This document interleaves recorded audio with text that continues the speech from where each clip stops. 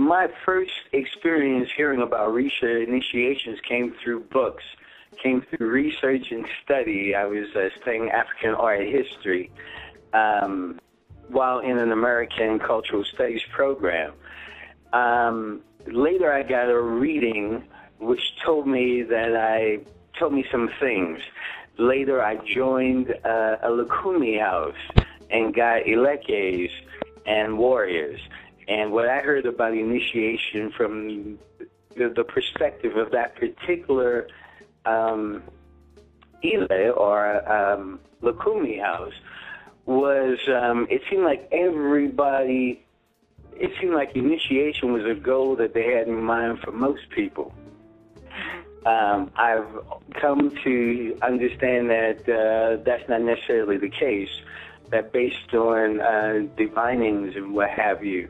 But I looked at being in the Sadu, I looked up the history of the word initiation, and I got that initiation was a beginning, a starting. Yeah. And my understanding of initiations has come to evolve to understanding it as a beginning. It is not, for instance, Itefa does not make one an Ifa priest. It only opens the road to start dealing with certain information that if the person's Ita reading says they should become a priest and they decide that they want to take on that, it's a lifetime of study and lifestyle. I'm sure everything everybody said is really valid point. One word I would like to throw in is that it's a rebirthing. And it's a rebirthing with lining up with the Orisha who connects to your Ori, to your soul, to your life purpose.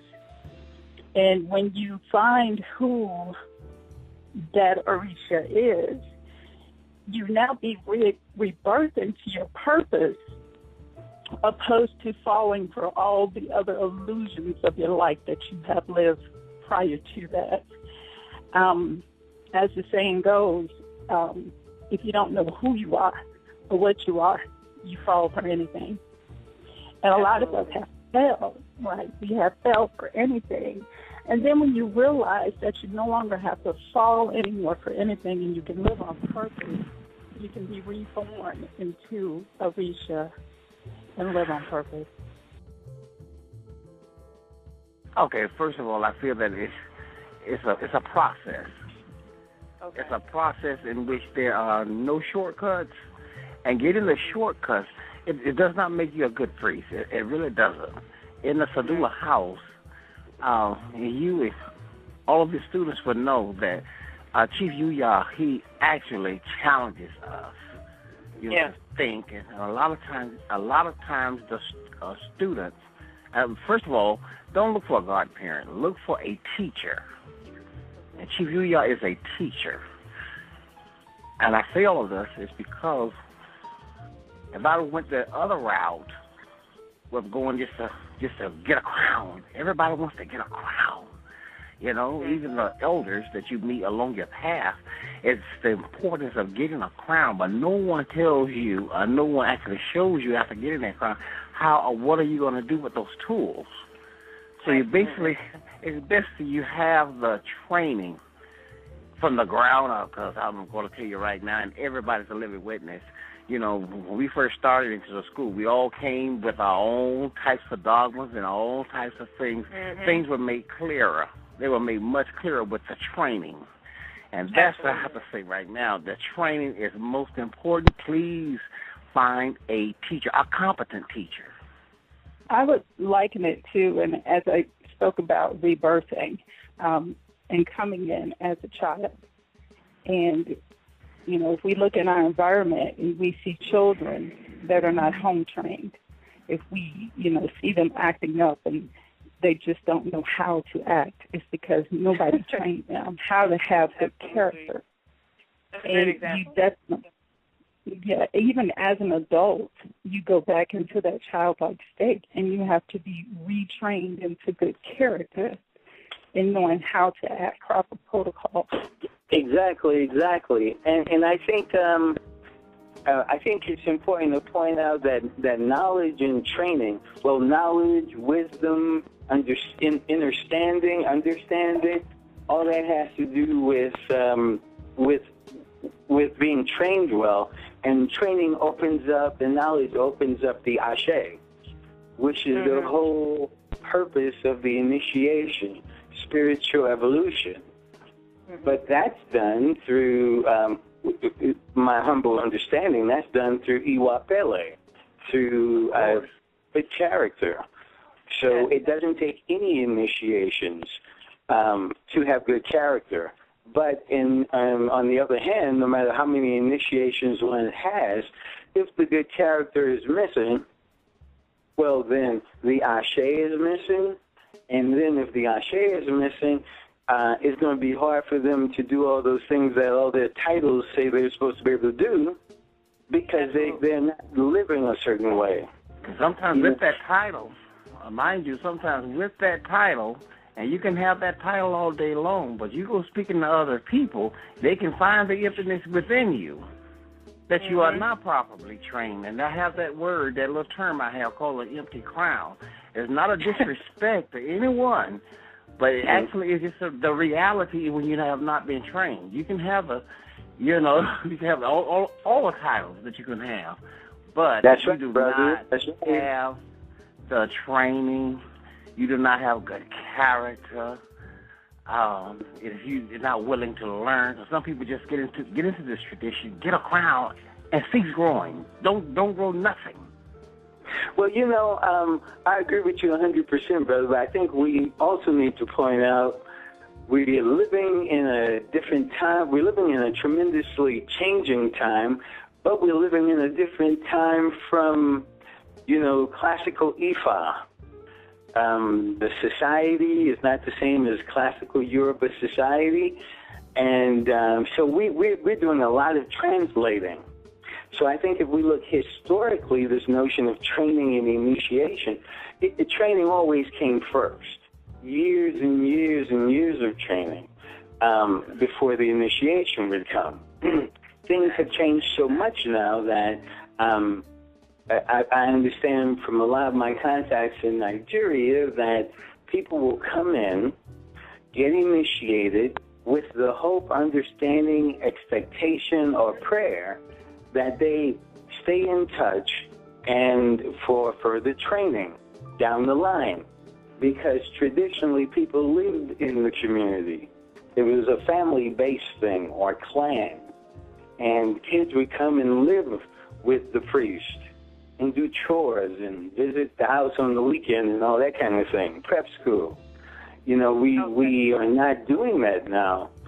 And then when you have the initiation, which traditionally was synonymous with priesthood, well, now people read in the book, well, if I get this initiation, I'm a priest. So we have all these people claiming priesthood. And, I think the use of proper titles would help. Awo, as opposed to, Babalawo, which is like a senior priest, a senior awo. People are still trying to get to old awo, as opposed to a child of the secret, omo awo, which is supposed to take years and years after you get initiated to go from omo awo to just awo. And that's, a regular priest. You're going to be there for years and years until you, maybe in your lifetime, can get to Babalawo. However, people go for a week in Nigeria, they come back nowadays, they're saying, I'm a Babalawo. Okay, when I started on this walk, I've met many, many people. I knocked on many, many doors. And what I found out behind those doors, a lot of hurt people.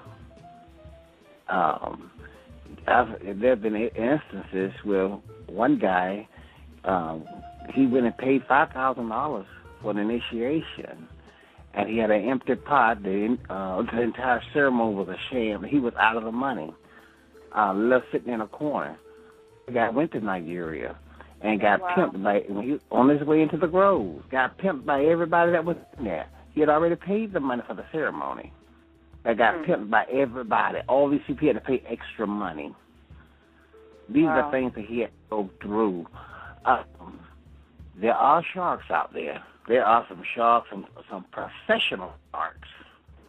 But the thing, what I would suggest anyone to do is find a school, find a teacher, like Yuya and Sadula House. So when you go in there, you already know what's going on. You already know that I'm here to learn. I'm here to be challenged to learn. I'm here to open my awareness. I'm here to get deeper into myself first before I even think about Orisha or anybody. I got to get me together. And sometimes when you just get so hungry, just over that title, all of that just goes out of the window. But in the end, the only person hurt is the devotee. Being taught by somebody who knows what they're talking about, and you can tell the difference. Because when someone who knows what they're talking about, you're constantly going, wow, whoa, constantly learning new things, as opposed to these people who mystify everything. But when you find out actually how much have I actually learned, you can fit it in a half a sheet of paper, a quarter of a sheet of paper. A good teacher don't mind giving you a good butt kicking. And when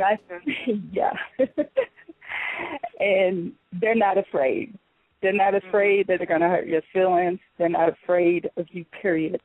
That they stand their ground. They stand who they are as a teacher and not swayed to the left or the right, because it's highly important that they stay on top. It's a foundation for us to learn from. And I've noticed within the spiritual training, when I first came in, you know, we all had our horror stories. I've had my horror story. But he wouldn't let me stay stuck on my horror story. Even though I wanted to wallow in my pity party of my horror story, he wouldn't allow me to stay in my horror story. And he forced me to come out of that. No matter how it hurt my feelings, no matter how I ranted, raved, cried, did everything. He didn't care. He didn't blink an eye. If I was still looking at him, I'm sure he didn't even blink an eye.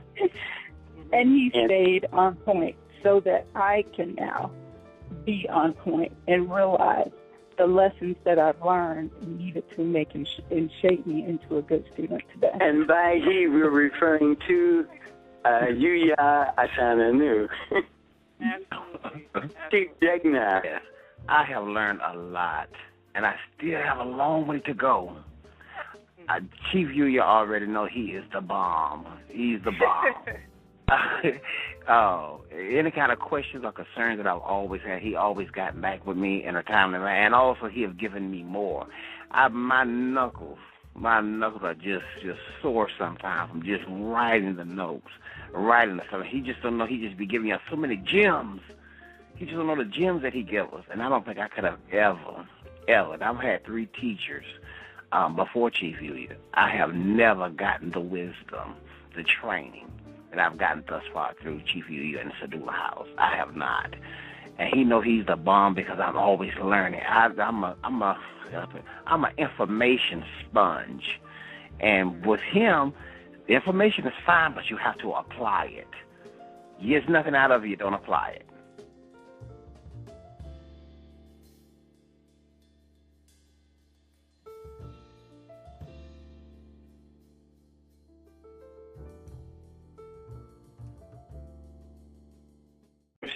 Later, I joined a Lukumi house and got Elekes and warriors. And what I heard about initiation from the perspective of that particular Ile or Lukumi house was it seemed like initiation was a goal that they had in mind for most people. I've come to understand that that's not necessarily the case, that based on divinings and what have you.